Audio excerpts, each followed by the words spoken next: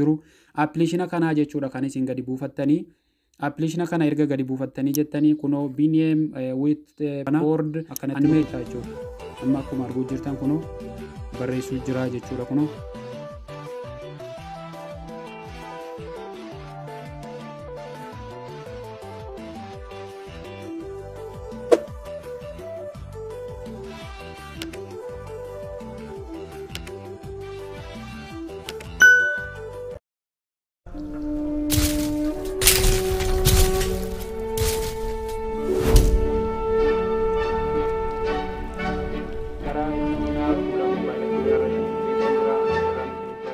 Isin immoo nafaana buutanii irraa akka fayyadamtanu abdiin qaba. Haga xumura qophii kiyyaatti nafaana turaan isiniin jedha. Egaa haga xumuraatti yoo ilaaltanii jettan barnoota irraa argattu malee irra olii gadi yoo fiiddan isiniif hin galuu jechuudha. Amma gara fuula moobaayila kanarraa iyyuu kanan isinitti agarsiisaa jiru kallattiidhaan amma pilistoorii keessa gallaa jechuudha. Kunoo moobaayilii pilistoorii dhabe hin jiru. Appilikeeshina kanaa jechuudha kan isin gadi buufattanii. Appilikeeshina kana erga gadi buufattanii jettanii kunoo BNM with board animation ka jedhu kana buufannaa jechuudha. Anammoo waan gadi buufadhee jiruuf open godheetan seenaa. Yeroo aappii sana keessa seentanii jettanuu beeksisa yookaan mastaawqa garaagaraa yoo isitti fide eksiidhaan irraa deebitanii anamma kallattiidhaan yeroon keessa galu kun akkanatti dhufa mallattoo ida'uu godanaa kana isa rukutaa jechuudha. Amma beeksisaa kuni dhiifama. Beeksisa kana yeroon isinitti dhufe mallattoo X kanaan irraa deebitanii jechuudha. Mallattoo X kanaan irraa deebitanii sana booda bakka name your movie jedhu kanarratti maqaa keessan barreessitanii jechuudha. Rashad jedheetan barreessa amma maqaadhuma koo barreesseen sana booda asirratti illee bakka YouTube jedhu kana YouTube dhumarra isinii taa'uu qabaa jechuudha. TikTok jira, Instagram jira, Vimo jira, Facebook jira waan ta'eef isinisuma tokkoffaa YouTube irratti dhiibna. Erga maqaa keessan barreessitanii jettanii create movie ka jedhu kana rukuttuu jechuudha. By stepii sitti agarsiisaati isin nafaana bu'aa isiniin jedha. Inna bakka kana dhufnee jenneen bakka mallattootaa kana rukuttanii jechuudha. Kunoo qubee mallattootaa kana yeroo rukuttanii jettanu waan feetan barreessitanii jechuudha. Beeksisni yeroo isinitti dhufu eksiidhaan irraa deebitanii anamma assalaamu alaikum warahmatullahi wabarakaatuh jedheen akkanatti yeroon barreessee jedhee instaar bakka jedhu kana rukutaa jechuudha. Kunoo bakka kana rukutee achi dabarfadhaa jechuudha. Yeroon bakka kana rukutee jedhee quba keessaniin bakka feetan keewwachuu dandeessu, fedhan gubbaa fedhan walakkaa. Sana booda bakka qubee A guddaa kana tuqxanii jechuudha. Kunoo bakka kana rukuttanii qubee gurguddaa xixiqqaa as keessaa barbaaddattu jechuudha. Bifa garaagaraa kalarii garaagaraa jira lakkoofsi as keessatti kan isinitti bareede as keessaa ofii keessanii ilaaltanii feetan kanarra godhattu. Egaa kan isinitti tole isintu beekaa. Erga kanarra godhattanii jettanii bakka lakkoofsa 100 kana bukkeessaarra akkanatti yoo feetan akkanni guddisuu dandeessu jechuudha. Akkanni as guddatuudhaaf akkanatti keewwannee erga jenne yoo feetan illee kunoo sarara kanaan immoo akkanni dalgallee akkas dheeratu gochuullee ni dandeessanii jechuudha. Kunoo saayiz isa jedhu kana akkanatti xiqqeessuu fi guddisuudha kuni jechuudha. Inna akkasitti dheeressitanii jettan kalarii isaa jijjiiruuf immoo bakka keeboordii kanarra gallaa jechuudha. Kunoo mallattoo gurraacha kana bakka gurraacha kana akkasitti yeroo garuu kunne jenne kalarii garaagaraati kan dhufe nu baasu jechuudha. Kalarii kanarraa akkasitti erga rukuttanii jettanii kalarii bifa hedduutu jira. Kunoo diimaatu jira, cuquliisa jira, magariisa waan adda addaa jira. Gaa kalarii kana keessaa kafeetan irra godhachuu dandeessu. Anaa fakkeenyaaf kalarii kanarra godhee okay itti gootu jechuudha. Kunoo amma lakkoofsa naaf jijjiiree jira jechuudha. Bakka barreeffaman sila qalamii gurraachaan barreessi amma gara bifa biraatti kan inni jijjiiree. Isinis akkasitti erga jijjiirrattanii kaatanii jettanii raayitii kanatti gootanii jechuudha. Kunoo raayit ka jedhu kana goonee dabarfannaa jechuudha. Erga raayitii kanatti gootanii jettanii raayitii kana ergatti gootanii ammas kutaa biraa barreeffachuudhaaf ammaanii assalaamu alaikum warahmatullahi wabarakatuh akkam jirtu jedhee barreessitan jira. Lammaffaa immoo ida'uu kana rukuttanii jechuudha. Kunoo mallattoo ida'uu kana yeroo rukuttanii jettanuu kutaa lammaffaa isaa immoo nuu kaa'ee jira innumtuu lammaffaa jedhee isa lammaffaa kanas tekstii kana garrukunnaa jechuudha. Ammallee bakka duwwaa nuu kennee eksiidhaan irraa deebitu ijoollee Oromoo jedheetan barreessaa jechuudha. Ijoollee Oromoo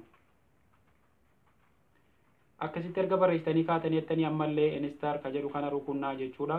Erga rukuttanii kaatanii as keessa galtanii kalarii feetaniin agarsiifamanii godhachuu dandeessu. Akkuma duratti isinii himee isinii galadheen abdii qaba. Sana booda erga kalarii gurraacha kana immoo erga rukuttanii bifa feetan irra godhachuu dandeessu. Feetan kalarii kanarra kalarii garaagaraatiinis kaa'uu dandeessu. Yoo feetan qubee kan akkanni isiniif dheeratu kanallee akkanni isiniif guddatu taasisaa jechuudha. Kunoo akkanni isinitti zoom godha jechuudha. kana booda raayitii itti goonaa jechuudha. Erga raayitii itti goonee jenneen kutaa sadaffaa isaallee akkanumatti itti fuftuu jechuudha. Ida'uu kana rukuttanii tekstii gootu. Innu tokko lama sadii jedhee ka'aa deemaara jechuudha. Jirtuu jedhee yoo nama barreesse fakkeenyaaf akkasumatti illee ittumaan fufaa jechuudha. Ergan kana barreessee ka'e jedhee kalarii kana irratti illee yoon fedhe nan dhiisaa, yoon fedhe nan jijjiira, ka fedhe irratti jijjiiruu nan danda'a jechuudha. Kunoo kalarii garaagaraatiin barreeffachuu ni dandeessu, xiqqeessuu, guddisuu, akkasitti illee isinii galeera hin abdii qaba. Kanaan immoo ni gurguddistu jechuudha. Akka inni ofitti as fuudha akkuma argaartanula as zoomii gochuuf jira jechuudha yeroo kanatti barreessitan. Sana booda raayitii itti gootanii jechuudha. Amma erga raayitii goonee jenneen kalarii adii jalaa kana immoo haala kamiin jijjiirraa jechuudhaa fi kunoo bakka kana rukuttanii jechuudha. Biigii ka jedhu kana rukunnaa jechuudha. Erga biigii kana rukunne select color ka jedhu kana rukuttuu jechuudha. Kalarii jalaa isa adii silaa sana jijjiiruu fi amma fakkeenyaaf bakka kalarii kanarran godhachuu fedhe yeroon akkanatti godhadhe kunoo amma jijjiiree jira jechuudha. Kalarii jalaa akkuma arguu jirtan sila malkiinsa adiidha, amma bifa biraatti jijjiiree jira. Asuma dhufeetan ammas kanan fedhetti jijjiirrachuu danda'a. Yoon fedhe diimaa kunoo ammallee diimaatti jijjiiree jira jechuudha. Erga kana gootanii kaatanii jettanii hand bakka harka namaa kanallee asitti immoo wanni inni isin gargaaru kan warra qubaan barreessan sana jechuudha. Warra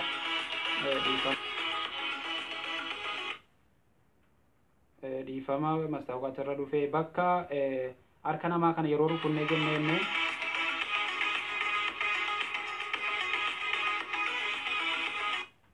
sana booda kalarii akkanaatu isinii dhufee jira jechuudha. Kana keessaa kan feetan irra godhattu anama fakkeenyaaf kanumarra godhee isinitti agarsiisu. Ergan kanarra isiniif godhee jedhee amma mallattoo gubbaa kana rukutee isinitti agarsiisa. Amma akka inni itti barreessu jechuudha. Kunoo bakka viidiyoo jedhu kana akkanatti rukutaa jechuudha. Amma akkuma arguu jirtan kunoo barreessuu jira jechuudha. Kunoo egaa akkuma arguu jirtan ijoollee Oromoo jirtuu akkamii jedhee waan nama barreesse kana hundasaa isatu naa barreessaa jira jechuudha. Akka waan nama barreesseetti sana booda bifa garaagaraa dizaayinaa wanni kalarii moobaayila keessan keessaa muuziqaa garaagaraa sagalee moobaayila keessa irraa qabdan irra godhachuudhaaf immoo bakka muuziq jedhu kana rukuttanii jechuudha. Kunoo muuziqii kana rukunnaa jechuudha.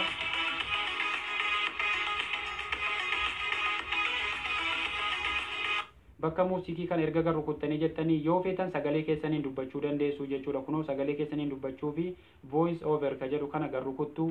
Yoo immoo moobaayila keessan keessaa fiduu barbaadan muuziq ka jedhu kana rukunnee amma gara moobaayila keenyaa nu geessaa jira jechuudha. Asuma waliinuu deemnu anamma sound speaker ka jedhu kanarra yoon galee jedhee akkanatti kana keessan barbaadadha jechuudha. Kunoo kana keessa akkanatti barbaaddanii isin waan feetan moobaayila keessan keessaa waan qabdanu waan garaagaraarra godhachuudhaafi anamma as keessaa amma barbaade waanan fedhe argachuudhaafi dhiifama waanan barbaade sana kiraara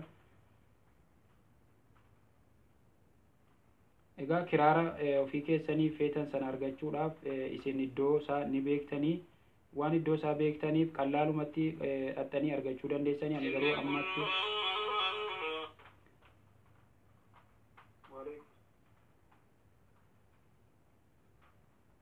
egaa waanan barbaadu sana kunoo argadheera.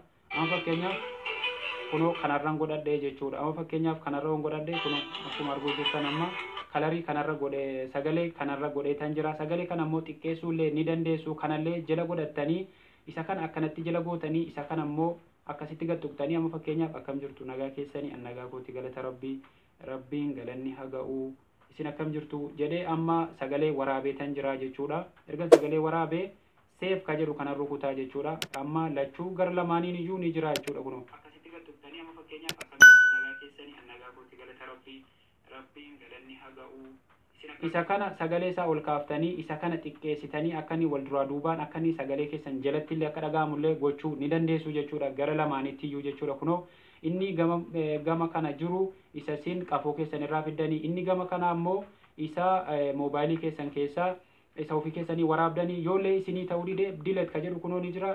Diletii gootanii kabiraallee waraabuu ni dandeessanii jechuudha. Isa kana yoo feetan asitti diletii gootanii kabiraa dhattanii fiduu dandeessu. Akkasiin isiniin jedhaa isinii galee radhee abdiin qaba. Amma fakkeenyaaf erga kana akkana goonee kaane seef ka jettu kana kunoo mallattoo raayitii kana rukutee isinitti agarsiisa jechuudha. Rabbiin galanni haa ga'u isin akkam jirtu jedhee amma sagalee waraabeetan jira jechuudha. amma kunoo sagaleen kan koo irraan jira sagaleen sun immoo jalaan xiqqaatee deemaa jira jechuudha. Egaa as keessatti kanatti waraabitti kanan isiniif xumuru inni kan biraa immoo kunoo stiiker ka jedhu kana keessallee galtanii waan feetan fiduu dandeessu. Yoo feetan kunoo aappii aadii imeejis ka jedhu kana keessaa galerii keessan keessaa fidanii suuraa keessan illee irra kaa'uu dandeessu. As keessatti immoo as keessaa kunoo mallattoo ashaangulliitii onnee garaagaraa illee fidanii barreeffama garaagaraa kunoo amma kanan amma yoon irra kaa'uu fedhe jedhee asumaan gattuqeen kana saayizii isaa kanatti xiqqeessuu guddisuu ni dandeessu jechuudha. Kunoo gar tokkotti butattanii asitti saayizii isaa kanaan xiqqeessitu kanaan guddiftu erga akkanatti keessanii jettanii raayitii kanatti gootanii jechuudha. Ammas asumatti deebitanii yoo feetan galerii keessanii keessa deemtanii fidachuu dandeessu. Anama fakkeenyaaf meellataadhuma kana jaruma kana afuudhu ergan jara kana fuudhee jedhee jaruma kana crop akkasitti erga itti rukutee jedhee nan xiqqeessaa jechuudha. Amma jara kana akkasitti xiqqeesseen gama tokko kahaa jechuudha. Kunoo amma gama tokko isaan kaa'een jira. Yoo feetan isin suuraa keessanii kaa'achuu dandeessu. Ergan kana hunda kaa'ee jedhee raayitiin itti godhaa jechuudha. Amma walumaanuu bakka viidiyoo jedhu kana rukunnaa jechuudha. Kunoo bakka viidiyoo kana erga rukuttanii jettanii akkasitti galtuqsanii amma fakkeenyaaf akkam jirtu nagaa keessanii nagaa gootii galata rabbiin galanni haa ga'u isin akkam jirtu jedhee amma sagalee waraabeetan jira jechuudha.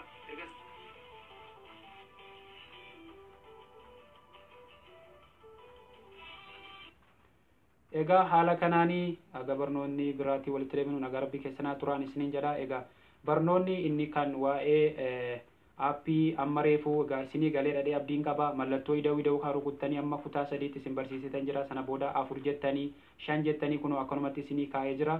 Tana booda tekstii kana rukuttanii waan feetan barreessuu dandeessu. Feetan barreeffama haga feetan daqiiqaa 5 haa ta'u daqiiqaa 1 haa ta'u haga hanga barbaaddan akkasitti kan isin keewwachuu dandeessanu. Bakki harkaa kun immoo akkuma isinitti agarsiise nuti barnoota sana barreeffama sana jala deemsifachuu dandeenya warra jettee na gaafattaniif asumaan stream yard jedheetan seenee isinitti agarsiisa. Stream yard jedhee amma kunoo barreesseen jira. Amma kallattiidhaan zoomiirraan kaasa. Amma yeroon akkanatti gar rukutee jedhee anama fakkeenyaaf kallattiidhumaan gara stream yardiidhaan deemutti jira jechuudha. Innan dhufee bakka kana ga'ee jedhee asitti illee waan tokkollee waan isin hubachiisu jira. Ala dhuftanii bakka kalarii keessanii kana geessanii jettanii namoonni tambenelii gubbaarra yeroo viidiyoo waraabdanuu yeroo laayivii seenuudhaaf deemtanuu kan gubbaarra jiru sana haala kamiin irra keewwannaa namoonni jettanii jalqaba irratti raayitii kana hin qabu jechuudha. Keessan akkanatti dhufa taayitilii kana irratti waan fedha keessanii barreessitanii diskiriipshinii jalatti waan feetan barreessitanii akkasitti erga raawwattanii kaatanii jettanii bakka mallattoo kana raayitii kana saanduqa kana raayitiitti gootu jechuudha. Kunoo kanatti raayitii gootanii gara kalarii yookaan gara fuula galerii moobaayila keessanii isin geessaa upload thumbnail image ka jedhu kana garuu kunnaa jechuudha. Inna kana akkanatti garuu kunnee jennee amma ka barbaanne amma uwama tokko fidee isinitti agarsiisu ergan kana raayitiitti godhee jedhee asittan fidaa jechuudha. Kun amma kan inni naaf taa'u fuula laayiviin waraabuudhaa deemaa jirurraa jechuudha. Hin beektanii kana saayizii kana qubaan akkasitti xiqqeessuu guddisuu ruga afuran irra iyyuu kunoo akkuma argaa jirtanii. Sana booda erga akkanatti wal qixxeeffattanii jettanii appiil ka jedhu kana rukunnaa jechuudha. Kunoo amma irra naaf taa'ee jira. Sana booda create broadcast ka jedhu kana rukutaa jechuudha. Amma achinaa dabarsaa jira jechuudha kutaa kaanitti.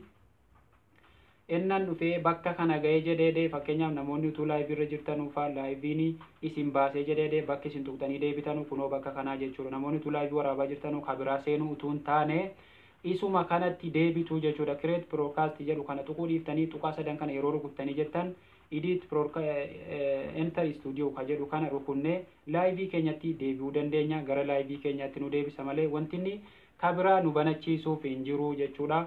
Egaa isinitti illee dheeressaan jira dhiifama. Inna dhuftanii bakka kana geessanii jettanuu egaa kalarii kan moobaayila gubbaarraallee asitti edit after ka jedhu kana rukunnee gara galerii moobaayila keenyaa deemnee irra godhachuu dandeenya. Kana ni beektanii. Sana booda enter studio ka jedhu kana rukunnaa jechuudha. Inna dhufnee bakka kana geenye jennee bakki isin gaafattanii kunoo amma as geenye jirra. Sana booda asirratti waa sadiitu bahee jira jechuudha. Kunoo asirratti koomentii asitti banarii asitti brand ka jedhudha. Amma nuti kana keessaa bakka banaris ka jedhu kana rukunnaa jechuudha. Kunoo banarii kana rukuttanii barreeffama ajjala deemu sana hojjechuudhaaf banarii kana yeroo rukunnee jennee kunoo barreeffama isa kanaa jechuudha. Nan isinitti maaru barreeffama amma ajjala deemaaru kana barreeffama kana jechuudha. Isa kana godhachuudha bakka kireet amma irraan kaasaa bakka create banner ka jedhu kana rukunnaa jechuudha kunoo bakka kana jechuudha kan isin rukuttanii create kana irratti copy godhatanii dhuftu yoo feetan asitti isin hojjetan itti fakkaata. Assalaamu alaykum wa rahmatullahi wa barakatuh jedhee amma kanuma qofaa barreessu ergan barreessee ka'e jedhee mallattoo school saanduqa kanatti raayitii gootuu jechuudha. Erga raayitii gootanii kaatanii jettanii maal gootu aadi banner ka jedhu kana rukuttuu jechuudha. Yeroo kanatti rukuttanii jettanii jettan ol dabarfatanii kunoo eessatti asumatti gar tokkotti steepii biraatti ol darbaa isarra gar rukunnaa jechuudha. Yeroo gar rukunnee jenneen kunoo akkuma arguu jirtan assalaamu alaykum wa rahmatullahi wa barakatuh jala naaf deemaa jira jechuudha. Haala kanaanii kan isin barreessitan erga barreessitanii kaatanii mallattoo xiyya garaa jiru kana rukuttuu yoo feetan akkanatti irraa kaaftu erga barreeffattanii fixanii kaatanii haala kanaan irratti deeffattu inni gubbaa kunis haaluma kanaanii kan inni naaf deemu jechuudha. Inni kalarii isaa jijjiiruuf immoo fakkeenyaaf kalariin kun diimaarra jira kalarii biraatti immoo jijjiiruudhaaf biraandi ka jedhu kana rukunnaa jechuudha. Erga biraandii rukunnee kaane kunoo mallattoo saanduqa kana argaa jirtu. Saanduqa kana akkanatti rukunnee kalarii biraatti immoo jijjiiree isin agarsiisu kunoo akkuma arguu jirtan jijjiiramee jira. Kunoo kalarii biraattis akkasuma isiniif galadheen abdii qaba irratti tursuun barbaadu. Erga akkana godhattanii kaatanii jettanii asumaan dabarfannee immoo wannan isinitti agarsiisu kanallee haala kamiin irra godhanna yeroo laayivii seenu kunoo amma kana argaa jirtu hin abdii qaba. Kanammoo kunoo kanammoo irra godhachuudhaaf yeroo laayivii seentanuu jalqabdii sanarra godhachuudhaaf bakka aadi clips ka jedhu kana godhattu jechuudha. Kunoo aadi video clips ka jedhu akkanatti yeroo garru kunnee jennee gara galerii moobaayila keenya nu geesse yeroo jedhu waan moobaayila keessan keessaa qabdanu akkanatti asooftanii hidhattanii furachuu dandeessu jechuudha.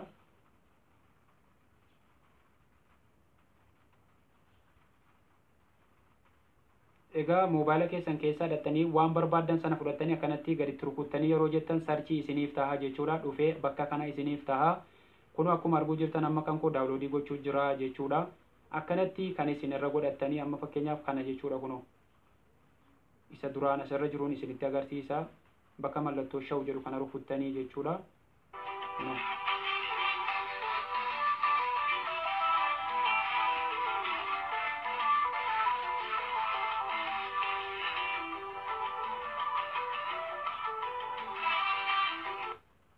Egaa akkuma kana amman isinitti agarsiisee jirudha. Egaa aadi video clips ka jedhu kana gar rukuttaniiti kan isin irra godhattanu erga irra godhattanii kaatanii shaw ka jedhu kana rukunnaa jechuudha. Kunoo bakka kana kan isin rukuttanu ala dhuftanii asitti irra godhattanii kaatan yeroo kana gar rukuttan ol darbaa jechuudha gubbaarratti haala kanaanii yoo feetanis irraa kaasuu haala kanaan dandeessu.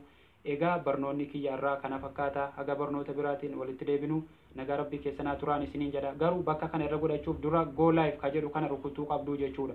Go live kana erga live lakkaa'u jammaree ka'e irra gootu malee utuu live hin jammarin miti. Akkasiin isiniin jedha. Egaa isinis immoo akkana jajjabeessitan like share naa gochuu hin dagatinaa. Egaa YouTube channeliin kan koo Rashad Tuubii ka jedhu kunoo isa kanadha jechuudha. Rashad Tuubii ka jedhu kana gattuqtanii barnoota hedduu asirraa argachuu dandeessuun isiniin jedha. TikTokii kan koos follow gochuu hin dagatinaan isiniin jedha. Egaa TikTokiin kan koos yeroo keessa galtanu kunoo akka kanatti. Egaa kanallee seenaatii follow na godhaan isiniin jedha. Like share hiriyoottan keessaniif gochuu hin dagatinaa. Asirratti illee barnoota garaagaraa isiniif hangadhiisa. Warri TikTok irra jirtan kunoo bakka kana tuqtanii asiin gara YouTube kootii dhufuu dandeessuun isiniin jedha. Kun amma kallattiidhaan gara YouTube kootiitii kan inni isin geessu jechuudha. Yeroo arrukuttanii jettanii kallattiidhaan gara YouTube channelii kootii dhuftu kunoo akkuma arguu jirtan kun amma YouTube kootii bakka viidiyoo kana rukunne asiin akkasitti barnoota hedduudha kan isin as keessaa argattanu waa'ee suuraa garaagaraa irra godhachuu waa'ee feesbuukii imo waan garaagaraa waa hedduutu jira irraa fayyadamaan isiniin jedha. Barnoonni kiyya guyyaa irraa kana fakkaataan isiniin jedha. Aga barnoota biraatii walitti deebinu. Assalaamu alaykum wa rahmatullahi wa barakatuh. Isiniin jaalladha isiniin kabaja nagaa rabbii keessanaa jiraadha. Egaa barnootaan arra barsiisarraa akka fayyadamtan abdii guddaan qabaan isiniin jedha. Wassalaamu alaykum wa rahmatullahi wa barakatuh. Yoon isinitti dheeresse immoo dhiifama guddaa. Ciao. Afuriif soddoma jedhan gatiin argahan hooltu wal argaa. Lagalagee wagiitan faana kee argeen hooltu wal argaa. Kee kabbee gammachuuttan abjuunsi argeen hooltu wal argaa. Sabboontu koyaa boontu wal argaa hooltu wal argaa.